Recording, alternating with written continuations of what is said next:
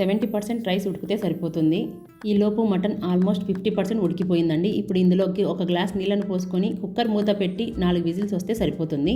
Mutton biryani చాలా కష్టం అనుకునే వాళ్ళకి ఈ విధంగా ట్రై చేసి చూడండి. చాలా అంటే చాలా బాగా నచ్చుతుందండి. సింపుల్గా ఈజీగా చేసేయచ్చు.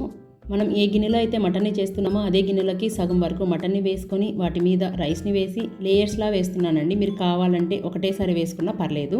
ఇవన్నీ వేసుకున్న తర్వాత చివరగా బ్రౌన్ ఆనియన్స్, గుప్పెడు పుదీనా, కొత్తిమీర, అలాగే ఫుడ్ కలరు, 2 టేబుల్ స్పూన్ నెయ్యిని వేసుకొని మూత పెట్టి ఫ్లేమ్ని లో ఫ్లేమ్లో పెట్టుకొని 20 నిమిషాలు దమ్ పెట్టుకోవాలి. అంతే, టేస్టీగా ఉండే మటన్ బిర్యానీ రెడీ అయిపోయింది. నేను చేసే బిర్యానీ బిగినర్స్ కూడా చాలా ఈజీగా చేసేయచ్చు. ఇలా చేశారంటే సూపర్గా టేస్టీగా తినేయచ్చు. రుచితో పాటు చాలా కలర్ఫుల్గా ఉంటుంది.